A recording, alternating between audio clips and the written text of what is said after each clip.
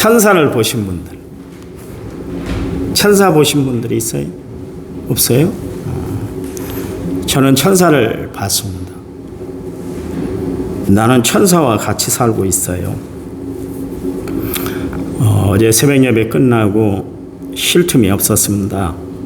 행사 때문에 저 지방에 갔다가 오수에 와서 우리 박 집사님네 들렸다가 또 장영순 집사님 또 가서 신방을 했습니다. 또 저녁 늦게까지 추도 예식 끝나고 오는 길에 집사람이 식사를 준비한다고 마트를 4곳이나 돌아다녔어요. 제가 여보세요, 재료가 없으면 있는 것만 가지고 하세요 그랬어요. 내가 짜증을 좀 냈습니다. 나 피곤해. 진짜 나 운전하면서 너무 피곤해서 내가 운전을 못하겠다고 그랬는데 전혀 짜증을 내질 않더라고요. 저는 그동안 밖에서만 천사를 찾으려고 했는데 내 옆에 천사가 있구나. 야곱이 약복강가에서 변화가 된 다음에 그의 형 예서를 볼 때 내가 하나님을 뵙는 것 같습니다. 그랬어요. 자, 옆분과 인사하는데 천사와 같으십니다. 인사하세요. 다정하게 인사하세요. 몰랐잖아요. 여러분 옆에 계신 분이 천사요. 같이 사시는 분이 천사요. 내 성격, 내 본바탕 다 아는데도 덮어주고 살잖아요. 우리 아들놈이 오늘 왔습니다. 어제까지 일하고 와서 지금 몸살이 나서 집에 누워있는데요. 아빠, 지난달 10월 달에 결혼한 형이 불과 3개월밖에 살질 않았는데 이혼하고 싶다네. 나 그것 보니까 결혼할 마음이 싹 가셨어. 그래요. 3개월 살았으면 한참 깨가 쏟아질 그런 시간인데도 이혼하겠다고 어제 그러면서 지영이한테 한마디 했는가 봐요. 너도 정신 차리고 아가씨를 구해라. 될 수 있는 대로 결혼 안 하면 좋다. 이상한 이야기를 해서 내가 한번 데리고 오라 그랬어요. 세상 사는 것이 쉽지 않다는 거예요. 쉽지 않다. 근데요, 잘 생각해 보세요. 내 성격, 내 인격, 내 모든 것을 다 받아주고 있잖아요. 그 3개월 살아서도 못 살겠다고 난리인데 우리는 수십 년을 같이 살아오고 있잖아요. 그건 하나님의 은혜인 줄 믿으시기 바랍니다. 잘해주시기 바랍니다. 한 번 더 손잡으세요. 부부간에 있으면 사랑해 한마디 하시기 바랍니다. 한마디 하시라니까요.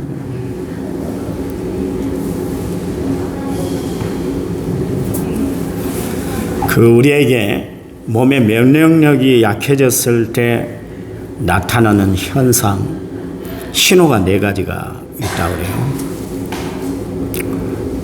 자주 아픈데 회복하는데 평소보다 오래 걸린다. 그럴 때 매번 스트레스에 막 시달릴 때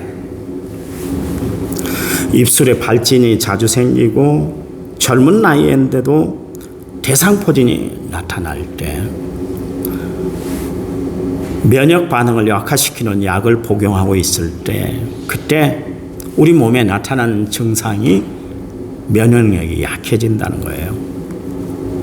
신앙이 약해졌을 때 나타나는 현상이 있어요. 웬만하면 꺼버리죠. 말씀이 지루하게 느껴져서 설교 시간에 자꾸 딴 생각이 날 때 결심결단한 대로 살지 못하고 마귀의 궤계에 이렇게 휘둘려서 살아갈 때 조그만 일인데도 불구하고 불안해하고 별일 아닌데도 금방 짜증내고 섭섭한 마음이 들면 풀려고 생각하지 않고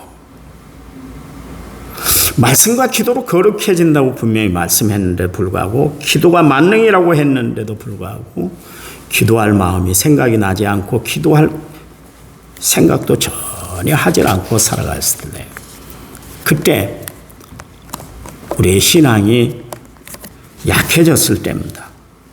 그렇다면 면역력을 강화하기 위해서 어떻게 해야 될 건가? 인터넷에 뒤져봤어요. 그랬더니 막 수십 가지가 있더라고요. 그중에 몇 가지만 추려봤는데 스트레칭을 하고 가벼운 운동을 하라. 잠을 충분히 자는데 하루에 7시간 이상 자라. 그랬습니다. 스트레스는 될 수 있는 대로 발산하고 풀어버리라. 그 다음에 반신욕을 하고 늘 손 씻기를 잘하라. 그게 위생을 지킬 수 있는 길이니까요. 중요한 것은 적당한 체온을 유지하고 살아라. 그랬습니다. 여러분, 몸 관리 잘 하셔야 된다. 그런 이야기입니다. 그렇다면 우리의 신앙을 강화하려면 어떻게 해야 될까? 성령을 충만히 받아야 될 줄 믿습니다. 성령 충만은 예수 충만이고 은혜 충만이고 말씀 충만이에요. 성경은 말씀하고 있잖아요. 디모데전서 4장 5절 말씀에 말씀과 기도로 우리가 거룩해진다 그랬으니까 말씀과 기도로 늘 무장하고 살아야 된다. 그런 이야기죠. 회개는 미루지 말고 바로 해야 합니다. 그거 쌓아두면 좋은 거 없어요. 네 번째, 변함없는 신앙생활을 해야 되는 것이요. 흔들림 없이 변함없이 신앙생활을 하라. 여러분, 영적 면역력을 높이기 위해서는 우리가 건강한 신앙생활을 해나가야 할 텐데요. 우리가 세상 살아가면서 건강해야 하듯 우리의 영적인 건강을 잘 유지하고 살아가는 것이 중요해요. 그래서 요한 사도는 요한 3서 1장 2절 말씀에서 사랑하는 자여 내 영혼이 잘된 같이 범사가 잘되고 강건하기를 원한다. 그렇게 이야기를 하고 있습니다. 흔히 사람들이 이야기를 해요. 재산을 잃으면 조금 잃은 것이고 사람을 잃으면 많이 잃은 것이고 건강을 잃으면 다 잃은 것이다. 그렇게 이야기를 합니다.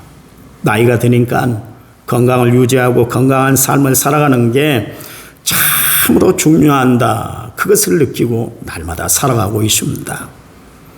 그러나 우리의 육적인 건강 못지않게 영적인 건강을 잘 유지하고 살아가는 것이 참 중요해요.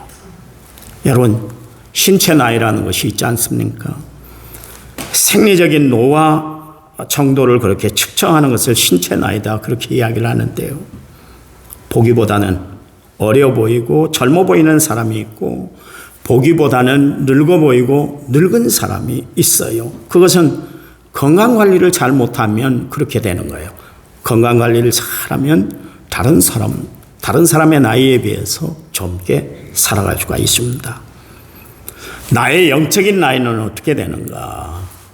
바울은 고린도후서 4장 16절에서 우리의 겉사람은 갈수록 낡아지나 우리의 속사람은 날로 새로워지기도 한다. 그랬습니다. 그의 말씀대로 우리는 겉은 후패하고 나이가 들어가는 모습이 보인다 할지라도 우리의 마음만큼은 늘 새롭고 또 건강하고 밝고 은혜롭게 살아가야 될 줄 믿습니다. 여러분, 한 해 동안 살아갈 때 속심령이 건강해지는 한 해가 되시기를 간절한 마음으로 부탁을 드립니다. 하나님의 역사는 살아 움직이는 역사예요. 그 하나님이 하시는 말씀들을 한번 들어봐 보세요. 일어나라, 빛을 발하라. 너희 염려, 근심, 걱정 다 주께 맡겨버려. 왜냐하면 내가 다 담당하고 책임져 줄 거야. 그랬잖아요. 또한 세상 끝날까지 내가 너희와 항상 함께 있을 거야. 걱정하지 마. 그런 이야기예요. 봐보세요. 하나님이 사용하시는 단어들을 보면 한결같이 동사로 이루어져 있습니다. 움직여 역사하신다. 그런 이야기예요. 하나님은 우리로 하여금 앉아서 수행하는 그래서 도 닦으라고 우리를 예수 믿게 하신 거 아니에요. 저는 날마다 선언사 앞을 지나가잖아요. 뭐라고 이야기하는 것 같은데 하나도 못 알아듣겠습니다. 뭐 그렇게 오묘하고 신비한 말을 하는지 일반 사람들은 전혀 모르겠어요. 그 양반도 알고 그렇게 애우고 있는지 모르겠어요. 알아서 그러겠죠. 그 양반은 알겠죠. 자기도 모르는 이야기를 어떨 때는 하고 있어요. 그런 것 같아요. 그런 것 같아요. 근데 앉아서 도만 닦고 나를 뭐 정리하고 깨끗하게 하고 나를 비우고 그렇게만 살라고 주님이 예수 믿으라고 한 거 아니에요. 깨달은 대로 실천하고 변화돼서 정말 세상을 움직여 나가는 삶을 살아가려고 하나님이 우리를 부르신 줄 믿으시기 바랍니다. 그래서 야고보 사도 행함이 없는 믿음은 죽은 믿음이다 그랬잖아요. 행함이 없는 믿음은 죽은 믿음이에요. 여러분, 기독교 신앙은 언제든지 실천력을 높이고 살아가는 종교가 기독교예요. 립서비스만 하는 거 아니에요. 입으로만 그냥 다 풀이하고 입으로만 모든 것을 다 해결하고 살아가는 것이 아니라 실제로 몸을 움직여서 모든 것을 실천해 나가는 것이 기독교 신앙이다. 그런 이야기예요.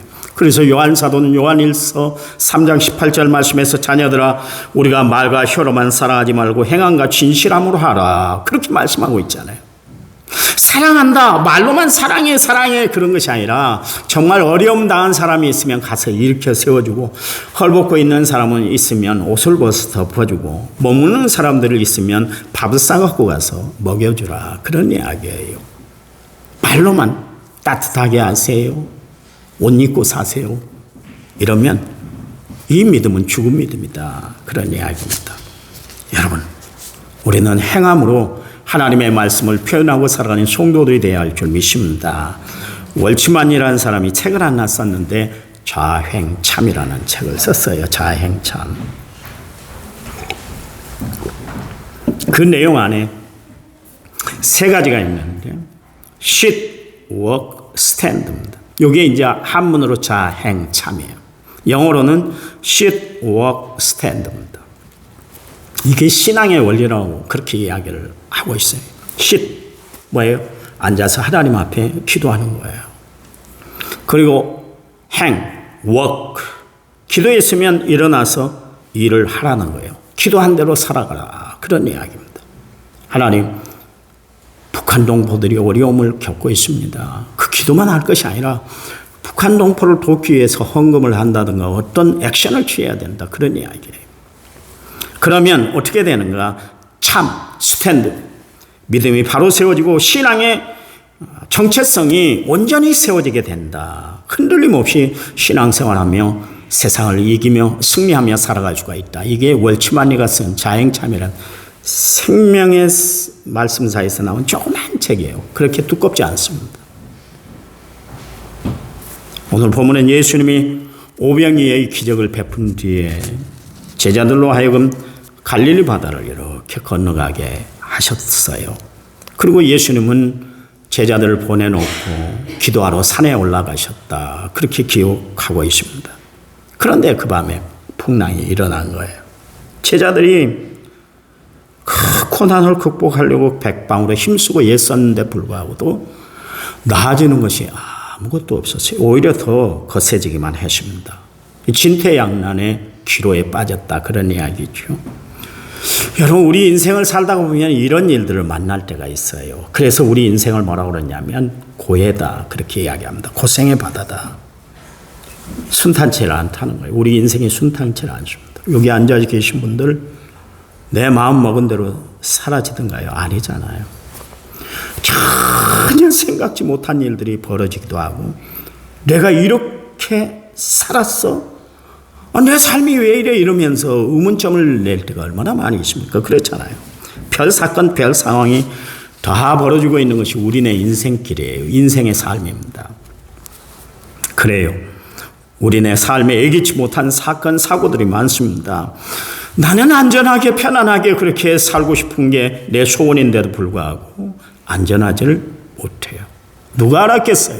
그 이태원 거리 걸어가다가 그 사람들에게 치여서 지나가다가 뭐 축제도 아니고 지나가다가 휩쓸려서 죽은 사람들이 있다고 하잖아요. 혹여나 생각했을까요? 예측이나 했을까요? 예측했으면 안 갔겠죠. 그게 인생이에요. 감사하며 살아가기를 원하는데 원망 불평할 일들이 늘 떠나지 않습니다. 그래서 늘 걱정, 근심, 염려가 떠나지 않는 것이 우리네 삶 아닙니까? 어떤 때는 한숨을 푹 쉬면서 참 정말 세상 살아가기가 너무나 힘드네. 그런 말이 저절로 튀어나올 때가 있단 말이죠. 어떻게 살아야지? 삶의 의문이 생기기도 합니다. 며칠 전에 세탁기를 돌렸어요. 세탁물을 꺼내니까 온통 세탁물에 휴지가 다 붙어 있는 거예요. 제가 가끔 가다가 이렇게 화장지를 말아가지고 제 주머니에 넣어놓거든요. 아마 바지에 화장지를 넣은 채 세탁기를 돌렸을 것 같아요. 돌렸던 것 같아요. 세탁기에 화장지가 한 통 들어간 것도 아니에요. 그 한 움큼의 화장지가 들어갔는데도 불구하고 전체 세탁물에 화장지가 다 달라붙어 버렸어요. 오늘 아침에 양말을 신고 나오는데 양말에도 또 붙어 있더라고요. 그 조금이 전체에 영향력을 끼친 거예요. 여러분, 주님이 우리에게 이런 말씀을 하셨죠. 너희 마음에 겨자씨만한 믿음이 있으면 이 산을 명하여 저리 옮기라 해도 옮겨지고 그보다 더 큰 일을 너희들 보게 될 것이다 말씀하셨잖아요. 나의 믿음은 어떤 믿음인가? 정말 적은 믿음이라도 나에게 있는가? 조그만 믿음이라도 나에게 그 믿음이 있는가? 조그만 시련 앞에 금방 쓰러지고 고난 앞에 넘어지고 내 기분에 따라 신앙 온도가 오르락내리락하고 시험 드는 그런 신앙이 아닌지 우리 믿음의 정도를 한번 살펴볼 필요가 있어요. 주님이 그래서 마지막 때 이런 말씀을 하셨죠. 내 믿음을 보겠느냐 그랬잖아요. 내 믿음을 보겠느냐. 아니, 지금까지 성경에 기록된 모든 사람들의 그 행적을 보면 하나님이 다 믿음 보시고 그렇게 쓰시고 하나님이 그 믿음 보시고 그들의 장래를 보장해 주셨는데 어떻게 그런 말씀을 하셨어? 믿음을 안 보신다고? 그 이야기는 무슨 이야기예요? 하나님 마지막 때 우리의 믿음을 달아보신다. 그런 이야기. 달아보세요. 이거 아시기 바랍니다. 하나님이 내 믿음을 달아보고 계세요. 그 사무엘상 2장 3절 말씀에 보니 여호와는 지식의 하나님이다. 한나가 하나님 앞에 기도한 내용이에요. 사무엘 아이를 갖기 위해서 기도하다가 그에게 하나님이 사무엘이라는 아들을 선물로 주셨잖아요. 그 주신 것이 너무나 감사해서 하나님 앞에 그가 찬송을 드린 내용이에요. 그 중에 사무엘상 2장 3절 말씀에 보니까 하나님은 지식의 하나님이시대요. 그 무슨 이야기예요? 하나님은 모르신 것이 없으시다. 다 아는 하나님이시다. 시간 여러분이 어떻게 예배드리고 있는가 다 보고 계시고 지켜보세요. 여러분이 어떤 마음으로 이 자리에 나왔는지 하나님은 다 아세요. 아세요. 그러면서 뭐라고 그랬냐면 여호와는 지식의 하나님이시라 행동을 달아보신다. 그래서 달아보신다. 예수님이 오늘 보면 바로 전에 베스다 광야에서 오병이의 기적을 베풀었잖아요. 그 시간에 그 광야에 5,000명의 사람들이 모여 있었지 않습니까? 그때 제자들에게 너희들이 먹을 것을 갖다 주어라. 그랬어요. 도합 2만 명이에요. 우리 남원 인구의 5분의 1이 모여 있었습니다. 엄청난 숫자예요. 그 사람들 다 밥 먹이려면 돈도 없을 뿐만 아니라 식당이 없어요. 그 당시에 베스다는 식당이 없었습니다. 지금처럼 식당이 많은 때 그런 때가 아니었으니까. 근데요, 하나 사건이 있었습니다. 요한복음 6장 6절 말씀에 보니까 이렇게 말씀하시면 친히 어떻게 하실지를 아시고 빌립을 시험하고자 하셨다 그랬습니다. 빌립이 어떤 대답을 할 것인지 어떤 반응이 나올 것인지 다 알고 질문하십니다. 그러냐. 하나님 모르시는 것이 없대요. 모르시는 것이. 예수님은 지금 갈릴리 바다를 지나가는 제자들의 믿음을 달아보시려고 건너편으로 가라 그랬어요. 기상 조건을 모르고 무작정 보낸 것이 아니에요. 풍랑이 일 것도 알았고 거센 바람이 불어올 것도 알고 예수님이 다 보내셨다. 그런 이야기예요. 하나님은 모르신 것이 없는 전능하신 하나님이시기 때문에 그렇습니다. 그러니까 제자들이 당할 형편과 처지를 다 알고 계셨다. 그런 이야기입니다. 성도 여러분, 예수님이 그의 제자들이 어떻게 반응할지, 어떤 형편으로 대처할지 그걸 다 아셨어요. 그리고 보내셨어요. 그리고 풍랑을 만나게 했어요. 오늘 인생은 살아가는데 하나님이 내 삶의 모든 것을 다 알고 계세요. 다 알고 계세요. 모르시는 것이 없어요. 다 알고 계세요. 그렇다면 우리는 어떤 상황, 어떤 처지에 처한다 할지라도 불안해하거나 염려할 필요가 없는 줄 믿으시기 바랍니다. 하나님의 인도하심을 믿으시기 바랍니다. 그것이 믿음이에요. 하나님이 해결해 주실 줄 믿으시기 바랍니다. 수고하고 무거운 짐 하나님이 대신 다 짊어지실 줄 믿으시기 바랍니다. 무거운 마음의 짐도 하나님이 다 벗어줄 줄 믿으시기 바랍니다. 그러니 하나님을 더욱 의지하고 하나님을 의식하며 살아가는 믿음의 성도들이 다 되시기를 간절한 마음으로 부탁을 드립니다. 그러면 우리가 언제 염려하고 걱정하고 불안해야 할까요? 마가복음 9장 15절 말씀해 보니까 예수께서 그들에게 이르시되 혼인집에 손님들이 신랑과 함께 있을 동안에 슬퍼할 수 있느냐?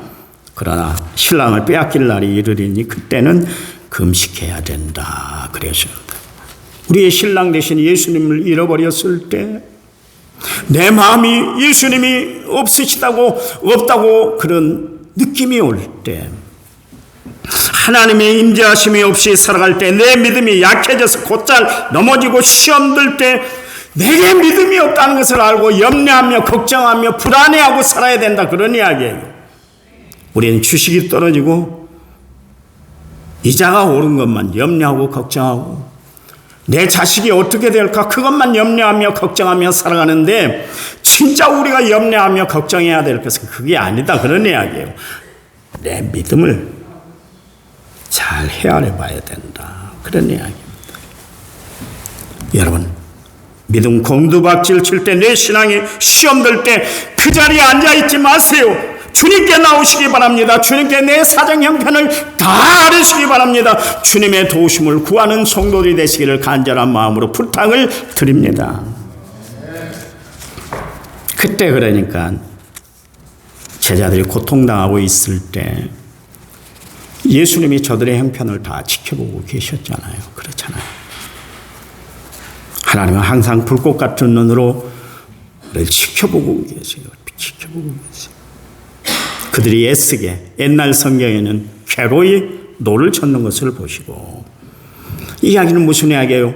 예수님은 그들이 어려운 상황에 처했다는 것을 다 알고 보고 계셨다, 그런 이야기요. 더 이상 그들이 어떻게 손쓸 힘이 없고 방법도 없게 됐다는 것을 알았어요. 여러분, 하나님이 모르시는 것이 어디 있어요? 하나님이 못 보시는 것이 어디 있어요? 다 보고 다 알고 계세요. 나는 지금까지 목회하면서 그래요. 요즘 교인들이 새벽 예배 딱 끊어져 버렸어요. 그저께는 5명 나왔더라고요. 내가 새벽 예배 진행하면서 처음으로 적게 나왔어요. 왜 그랬을까 생각하니까 문제가 나에게 있어요. 하나님이 내 죄를 딱 짚어내시더라고요. 하나님은 다 아세요. 여러분은 모르시죠? 내가 지은 죄에 대해서. 하나님은 다 알고 계세요. 다 보고 계세요. 경성하게 아시도록. 여러분, 시편 139편의 1절에 4절 말씀에 여호와여 주께서 나를 살펴보셨으므로 나를 아시나이다. 주께서 내가 안고 일었음을 아시고 멀리서도 내 생각을 밝게 하시오며 나의 모든 길과 내가 눕는 것을 살펴보셨으므로 나의 모든 행위를 익히 하시오니 여호와여 내 혀의 말을 알지 못하는 것이 하나도 없습니다. 그랬습니다. 이 이야기는 무슨 이야기? 하나님은 다 아시고 다 보고 계신다, 그런 이야기입니다. 오늘 상황에 대해서 오늘 본문이 이야기를 하는데요. 48절 말씀에 바람이 컸으므로 제자들이 힘겹게 괴로이 노젓는 것을 보시고 밤 사경쯤에 바다 위로 걸어서 그들에게 오셨다 그랬습니다. 그때 상황이 어떤 상황이에요? 47절 말씀에 보니까 저물매 그랬습니다. 그러니까 제자들이 지금 밤에 항해를 하게 되었다, 그런 이야기예요. 여러분, 우리 인생에도 저물 때가 찾아옵니다. 그것은 건강의 문제로 저물 때가 찾아오고 물질의 문제로 우리 인생에 저물 때가